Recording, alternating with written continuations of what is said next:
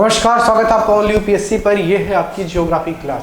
इससे पहले वाली क्लास में आपने देखा था कि हमने देशांतर रेखाओं को पढ़ना प्रारंभ किया था और उसके 80% भाग को हमने समझ लिया था। ठीक है, थोड़ी सी बात बची थी जिसमें हमने कहा था कि आपको मैं समझाऊंगा कि देशांतर का समय के साथ क्या संबंध है। ठीक है, किस प्रकार देशांतर के बढ़ने पर समय बढ़ता है और ठीक है, और किस प्रकार देशांतर के घटने पर समय का मान घट जाता है। तो उसे हमें समझना है, थोड़ा टेक्निकल है, थोड़ा जो है इसमें गणित आएगा। तो जिन लोगों की गणित बहुत कमज़ोर है उनको भी समझ में आएगा, क्योंकि बहुत ही नॉर्मल सी मैथ है, कोई बहुत ज़्यादा बड़ा थियरी इसमें नहीं लगने जा रहा है। ठीक है, तो हम समझेंगे पूरी बात। पहले चित्र बना लेते हैं पृथ्वी का। ये है आपकी पृथ्वी। ठीक है, चित्र संभवतः आपको दिख रहा होगा। ये जो रेखाएं होती हैं ये आपकी देशांतर रेखाएं होती हैं। क्या होती हैं? देशांतर रेखाएं होती हैं। जो खड़ी रेखाएं होती हैं क्या होती हैं? देशांतर रेखाएं होती हैं। ये मिलनी चाहिए ध्रुव पे। ठीक है, ध्रुव पर मिलना इनका जरूरी है, तभी देशांतर रेखाएं होंगी। ठीक है, तो ये जो खड़ी रेखाएं होती हैं ये देशांतर रेखाएं होती हैं। ठीक, अब ये 0 डिग्री से लेकर के 180 डिग्री तक होती हैं।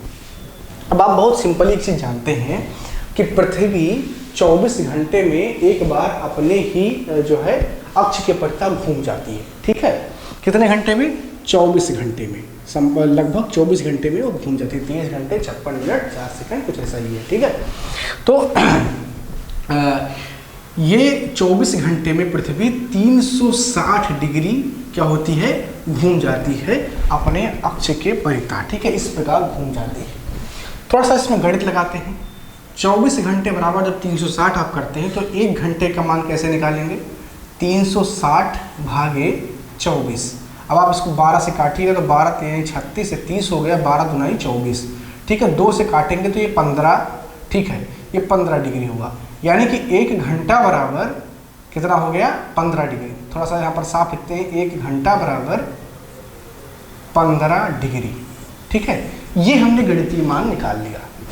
अब आप एक चीज जानते हैं, जब मैंने पहला क्लास आपको पढ़ाया था तो ये बताया था कि जो पृथ्वी है वो पश्चिम से पूर्व की ओर घूमती है। पश्चिम से पूर्व की ओर घूमती है, यानी कि जब आप पश्चिम से पूर्व की ओर जाएंगे तो समय क्या होगा?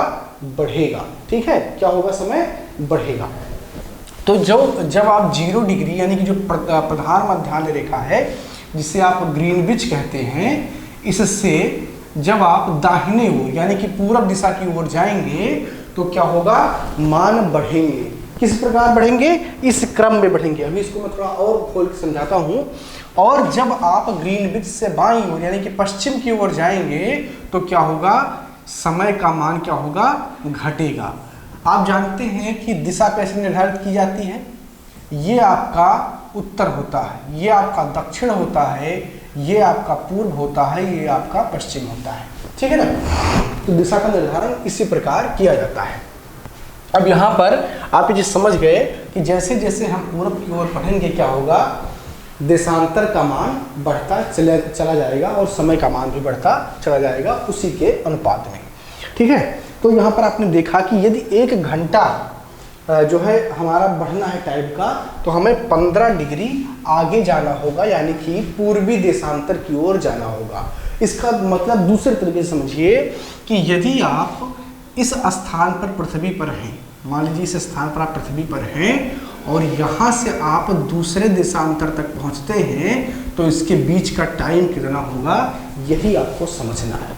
ठीक है, तो अब ये डिपेंड करता है कि जो अक्षांश रेखाएं हैं वो कितने कितने डिग्री पर बनाई गई हैं। ठीक है, तो मान लीजिए कि ये 1 डिग्री पर बनाई गई है। ठीक है, मान लीजिए ये आपका 0 है, ये 1 डिग्री है, ये 2 डिग्री है, ये 3 डिग्री, ये 4 डिग्री, ये 5 डिग्री है। तो यदि 15 डिग्री बराबर 1 घंटा है तो इसको थोड़ा सा और खोलते हैं। 15 डिग्री बराबर 1 घंटा बराबर कितना होता है? 60 मिनट होता है। बहुत ही नॉर्मल सी बात है, इसमें तो बहुत दिमाग नहीं लगाना है। तो 1 डिग्री बराबर कितना हो जाएगा? 60 बटा 15। 15 को 60 से काटेंगे तो कितना बचेगा? 4 बचेगा। ठीक है, तो बराबर कितना हो जाएगा? 4 मिनट। तो यहाँ पर आप एक चीज़ क्या समझ पाए कि 1 डिग्री बराबर 4 मिनट हो गया। ठीक है, 1 डिग्री बराबर 4 मिनट। तो कुल मिलाकर के यदि पृथ्वी पर आप एक देशांतर से दूसरे देशांतर तक जाते हैं तो उसके समय के बीच का जो अंतर होगा वो कितना होगा, 4 मिनट का होगा। ठीक है, यानी कि मान लीजिए मैं खड़ा हूँ किसी स्थान पर और कोई दूसरा व्यक्ति हमसे 1 डिग्री जो है देशांतर पर आगे खड़ा है, तो हम मेरे और उसके दोनों के टाइम के बीच का गैप कितना होगा, 4 मिनट का गैप होगा।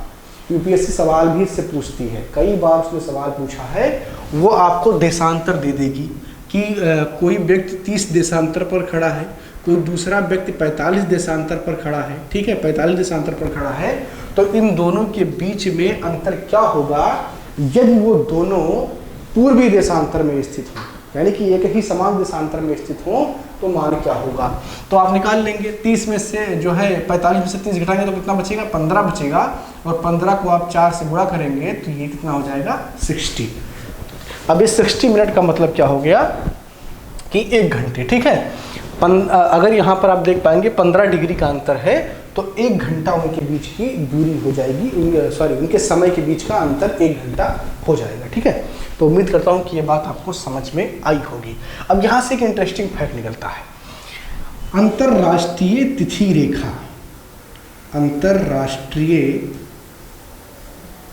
तिथि रेखा यानी कि इंटरनेशनल डेट लाइन, ये कैसे निर्धारित हो और ये क्या बला है, इंटरनेशनल डेट लाइन क्या है। तो जब आप किसी भी तरफ ग्रीनविच से चाहे दाईं तरफ जाएं या बाईं तरफ जाएं, जब आप 180 डिग्री पर पहुंच जाते हैं, कितने पर, 180 डिग्री पर पहुंच जाते हैं, तो मैंने बताया था पिछले क्लास में कि 180 डिग्री वेस्टर्न और ईस्टर्न दोनों एक ही रेखा है, यानी कि ये जाकर के ऐसे मिल गया। तो यहाँ से जब कोई पूर्वी देशांतर से पश्चिमी देशांतर में प्रवेश करता है तो वो 1 दिन पीछे हो जाता है। ठीक है, क्यों, क्योंकि आप यहाँ पर इसको समझ सकते हैं, 180 डिग्री, ठीक है, चूंकि 1 डिग्री बराबर कितना था, 4 मिनट, तो 180 डिग्री बराबर 104 मिनट था। ठीक है, तो 180 गुणे 4 कितना हो जाएगा, 4 दूनी 0, 18 चौका 8 चौक 32 और 4 कम 4 और जो है 1 5 हो जाएगा। ठीक है, 4 और 3 7 320। ठीक है, 720 हो जाएगा। ठीक है, तो यहाँ पर आप ये देख पाएंगे कि 720 हो गया। अब चूंकि 180 दोनों तरफ से पड़ता है तो 720 को आप 2 से भाग करेंगे तो कितना होगा, 360 आपका।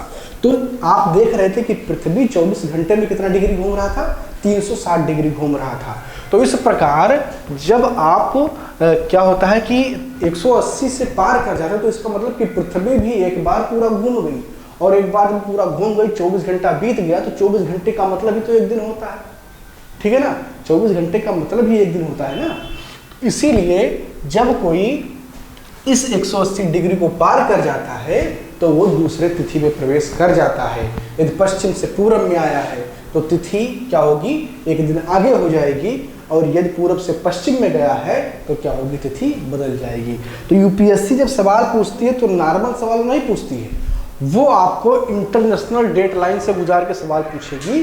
तो आपको ये दिमाग में रखना होगा कि जब आप ग्रीनविच से दाहिनी ओर यानी कि पूर्वी देशांतर की ओर बढ़ेंगे तो समय क्या होगा, बढ़ेगा, और जैसे जैसे आप घटते जाएंगे, पश्चिम की ओर जाएंगे तो समय घटता हुआ चला जाएगा। ठीक है, एक और इंटरेस्टिंग चीज़ आपको जानना चाहिए कि भारत जो आपका है, आप जो है मैप में अगर आपने देखा होगा तो यहाँ कहीं आपका प्यारा भारत जो है एग्जिस्ट करता है। तो भारत क्या है, पूर्वी देशांतर में पड़ता है, ग्रीनविच से पूर्वी देशांतर में पड़ता है। इसीलिए हम इंग्लैंड को पश्चिमी देश कहते हैं क्योंकि वो हमारे पश्चिम में पड़ता है। ठीक है, तो भारत पूर्वी देशांतर में है, और जो भारत का मानक समय है जो कि मानक देशांतर रेखा जो कि मिर्जापुर से होकर के गुजरती है, वो कितनी ज़्यादा जो है आगे होती है, 82.5 डिग्री ये आगे है, किससे, ग्रीनविच से। कितनी आगे है, 82.5 डिग्री आगे है, और जब इसे आप घंटे में निकालते हैं तो करीब 5.5 घंटे का टाइम आता है।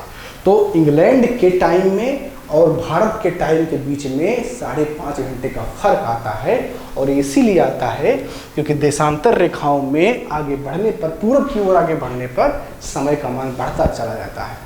आप टेस्ट क्रिकेट के अगर दीवानी हैं तो आपने देखा होगा कि जो टेस्ट क्रिकेट का टाइमिंग होता है, जब टेस्ट क्रिकेट इंडिया में होता है तो टेस्ट क्रिकेट आमतौर पर सुबह स्टार्ट होता है 9-10 बजे के आसपास, और वो समाप्त होता है शाम को 4-5 बजे, ठीक है। लेकिन जब आप ऑस्ट्रेलिया और इंग्लैंड में टेस्ट क्रिकेट देख रहे होते हैं तो टाइमिंग आपको ऐसा लगता है कि कभी शाम के टाइम हो रहा है, तो आप सोचते हैं कि शाम के टाइम कैसे हो सकता है, क्योंकि टेस्ट क्रिकेट हमेशा डे में होता है। अभी तो डे नाइट में शुरू हो गया है जब से पिंक बॉल टेस्ट क्रिकेट हुआ है, लेकिन जो डे वाला टेस्ट क्रिकेट है वो इसीलिए आपके टाइम के मुताबिक नहीं होता है क्योंकि ऑस्ट्रेलिया, इंग्लैंड और भारत की स्थिति में अंतर है, ठीक है। अब ऑस्ट्रेलिया का देखेंगे तो ऑस्ट्रेलिया भारत से भी आगे है देशांतर में, ठीक है, वो भारत से भी आगे है। ऑस्ट्रेलिया कहीं आपका यहाँ पर जो है आपको मिलेगा मैप में, तो ये भारत से भी थोड़ा आगे हो जाता है, ठीक है।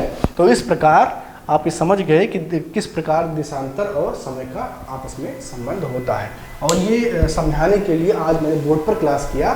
बाकी सारी क्लासेस जिस तरीके से आपको मिल रही थी उसी प्रकार आगे मिलती हुई रहेंगी, ठीक है। तो मिलते हैं अगली क्लास में, बात करेंगे इससे आगे, और जितने भी कटिबंध हैं उन और जलवायु के साथ उनका संबंध क्या है उसको हम अगली क्लास में समझेंगे। इस क्लास में इतना ही। क्लास को लाइक करें, शेयर करें। बहुत बहुत धन्यवाद।